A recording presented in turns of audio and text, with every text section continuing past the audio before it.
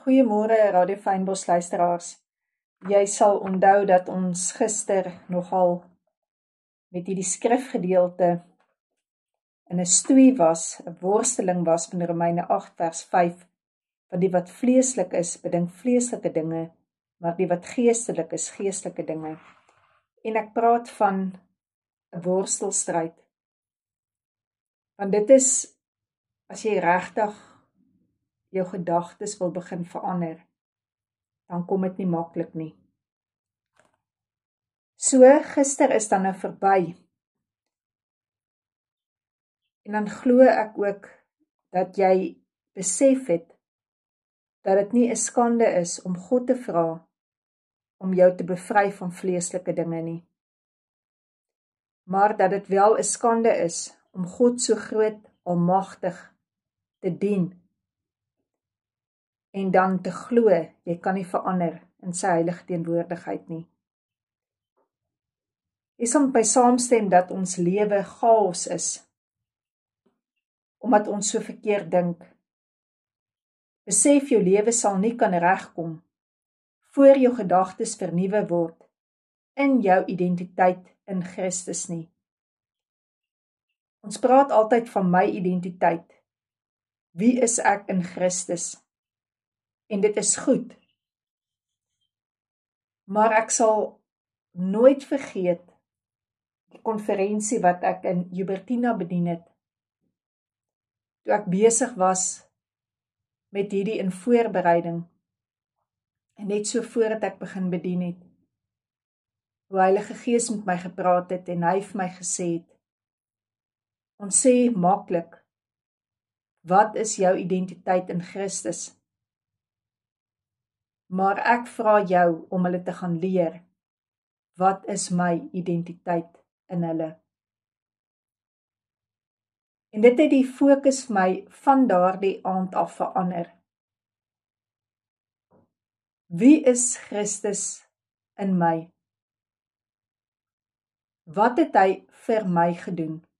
Hoor jy mooi die woorde, wat het hy vir my gedoen? Want as ek dit gaan leer ken, en dit my eie waarheid maak, gaan my identiteit ook begin verander.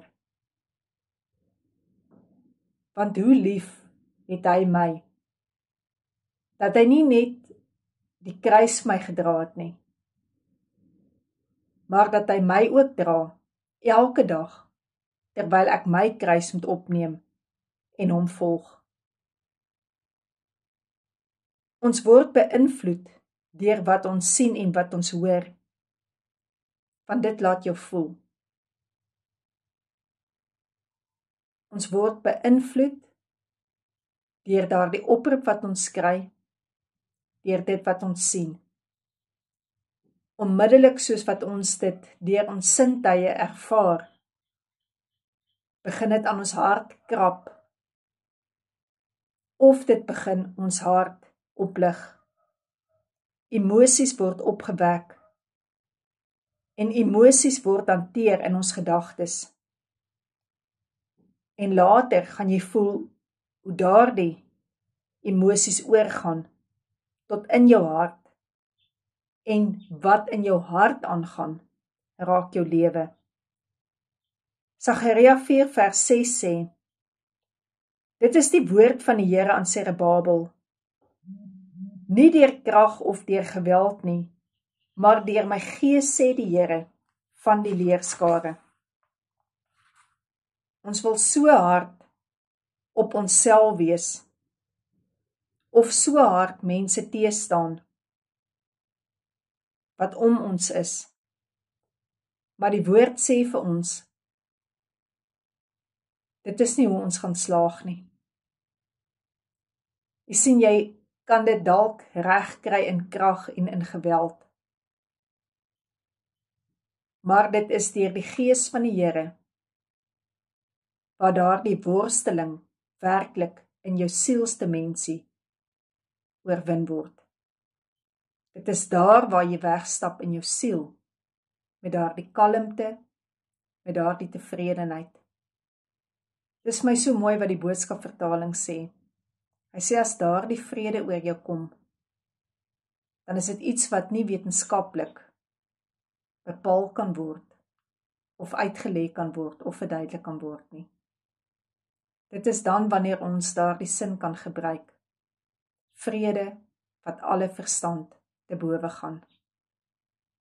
Vrede wat alle verstand te bowe gaan. Dat ons dit so in die naam van Jesus deur die Gees van God kan regkry, om ons gedagtes te vat, ver verby ons verstand, ver verby ons denke, maar tot binne in ons gees, daar waar God se Gees woon, en daar waar hy nie kan wag om jou en my te help, om nie in hierdie worstelstryd so swaar te kry nie. So Heilige Gees voltooi die geveg, wat Jesus vir my lewe aan die kruis geveg het, tot die oorwinning in my lewe, wat God se naam groot sal maak, gesien sal word. Wanneer ek vir jou hierdie communion bedien vanoggend, dan kan ek ook vir jou sê, nie deur krag of deur geweld nie, maar deur die Gees van die Here, dat hy jou oortuig van tye om stil te raak, die bloed van Jesus te neem, die beker van danksegging te drink, en te kan erken en te kan sê, Here, ek bring hierdie persoon voor U, ek weet nie meer watter kant toe nie. Ek bring hierdie situasie voor U, ek weet nie meer watter kant toe nie. Maar Here, ek glo, reeds by Golgotha het U dit vir my oorwin. Deur in daardie oomblikke te erken, dat daar soveel wonde in jou lewe is, as gevolg van krag en geweld, wat jy uit jouself uit gebruik het, of ander teen jou. En dat jy vanoggend kan sê, Jesus, hier is ek. Kom genees asseblief elke wond. En dankie Here vir die skrif wat sê, nie deur krag nie, nie deur geweld nie, maar deur U Gees, so sê U, en ek vat die woord vanoggend, ek glo dit, en ek sien dit gebeur. In Jesus naam, Vader. Amen.